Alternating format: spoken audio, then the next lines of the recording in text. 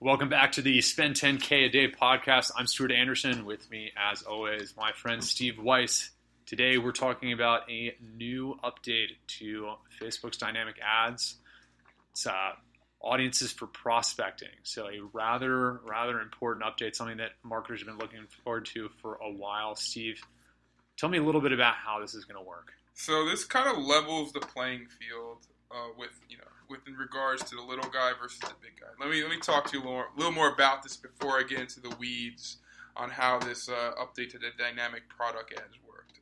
When Facebook released the dynamic product ads, it was mainly a tool or a technology within Facebook that allowed companies who already had existing website traffic efficiently and effectively remarket to people who've already been on their website with a product feed. So Facebook would have access to all the products on your website and would have the freedom to market specific products to specific people based on their prior engagement habits on your website. AKA, if I went on Sears.com and I looked at a lawnmower, Facebook would see that, then they'd market similar products, similar lawnmowers to me when I logged into Facebook.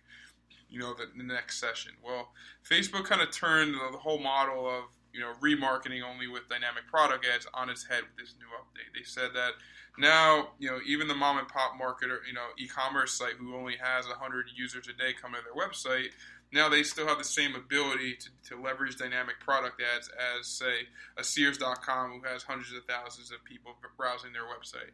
So pretty much how dynamic product ads works, this update, it pretty much says that you can market dynamic product ads to what we call broad audiences, or AKA people who've never visited your website before. Yeah, I mean, this is a big update because before, dynamic product ads, all the remarketing stuff that you can do with it, super powerful. I mean, we were seeing tremendous results with our, especially large catalog e-commerce companies. We were driving down CPA, increasing volume significantly. It was getting great results. But to really make best use of them, you had to have a lot of traffic, or you had to have at least a little bit of traffic going to your product pages. Now, you can prospect. It really opens the door for any business. Yeah, and I guess a lot of people always ask me, Steve, how does dynamic product ads work? Like, what is a dynamic product ad? Why is it being shown to these sets of people? And I'm just going to explain how Facebook looks at dynamic product ads now. Now, Facebook has all this data on people. They know the sites that you go to from a Facebook ad. They know the stores you browse, the music you listen to, the places you travel to.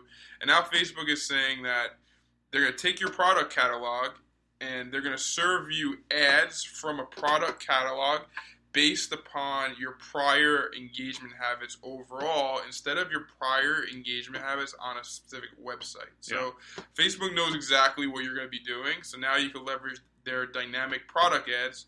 Facebook's going to cherry pick products from your product catalog and show them to people within an audience that they think are most likely to do the action that you want to do, whether it's conversions or clicks. They're going to take products from your catalog and do that in a more automated process. Yeah, and so, I think, as the feature gets more and more fleshed out over time, we'll learn more and more about how Facebook is really calibrating everything here. But what do you think is, it sounds like this is something where, versus the remarketing side of things that's been around for a while, I think, marketers are still going to have to do a little bit more configuration when it comes to testing this out and optimizing it. Well, you always have to optimize your product catalog. I think it's not making deep dynamic product ads work. It's a whole other conversation. But you really have to make sure that the image that Facebook is pulling and the text that is pulling is actually, conducive to the product that is being that they're marketing. So Definitely. That's a whole other topic in itself, but that we're probably going to go over on another podcast.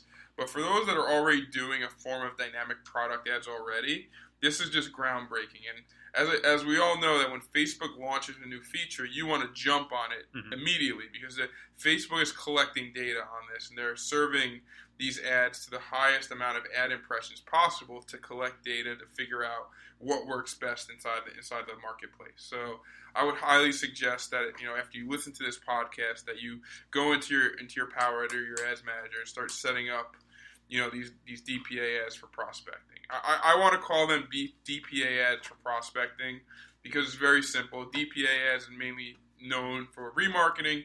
We call this new feature DPA ads for prospecting. Yeah, absolutely.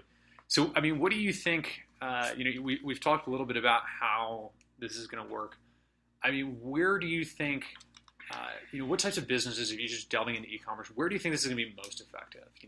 What types of products do you think can really make best use of this? Obviously, there's a lot of audience data out there. Is this something that I think clothing is the one that really clothing, fashion, accessories, any e-commerce site that has a multitude of SKUs and a large, diverse amount of product selections. I think this is amazing for. I don't think this is a big. I don't think this is a big update for singular product e-commerce sites or lead generation or mobile app companies. I think it's mainly going to be used for companies that have a multitude of SKUs that really want to get a wide variety of eyeballs on their products, that literally want to generate conversions and really want to intelligently leverage dynamic ads to generate conversions. Yeah, no, I completely agree. So if we're just thinking through here, obviously now this adds a whole other element to the equation for prospecting. Before, you have a lot of things that you're testing, different audiences, things like that. How would you, adjust your normal strategy when you're launching prospecting campaigns for a brand? How would you kind of incorporate this into what you're testing? Are you taking, a little bit of the market share from like another one of your typical audiences you're using? Is there a certain type of audience that you think you might pull out a little bit and replace with this? Where do you think this fits in alongside all these other This is just another tool in the toolbox. Yeah. Stu, this is, in my opinion, another tool in the toolbox for prospecting campaigns. I think that, we always talk about leveraging video for prospecting, leveraging, quizzes, leveraging something unique, a unique value prop of your brand, something unique and eye-catching, to bring people in who've never been brought in before. And I think leveraging DPA for prospecting is just another unique way Facebook is cherry-picking out your best products and serving them to the people most relevant to take an action. I think this is just another tool in the toolbox, something you should test out immediately, and I'm excited to start opening this up on some of our internal campaigns.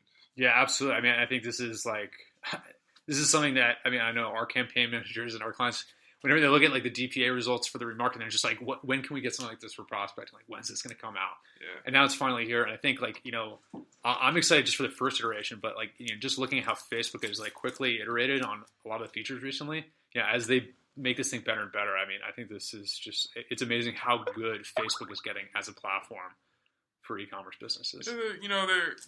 They're listening to a lot of the pain points of their customers. I think they're doing a really good job of researching and analyzing and coming up with ad tech features that are continuously ahead of the times. They're not perfect. There's obviously a lot of stuff that frustrates us about the platform, but at the same time, you can tell that they're actively trying to bring new features that allow us marketers to be more successful at spending our money. Yeah, absolutely. Couldn't agree more. So cool. This is a great new feature. If anyone has questions about it, feel free to email me directly, steve@mute6.com. Glad to answer any questions you have about how to leverage this into your campaigns. That's pretty much what we have for today. I just really wanted to communicate this new ad feature. We're going to be coming tomorrow with another incredible episode, and you'll find out. Stay tuned. And I think that's a beautiful day, Stu. On to the next one. Yep. We'll catch everybody on the next podcast. Thanks for joining us.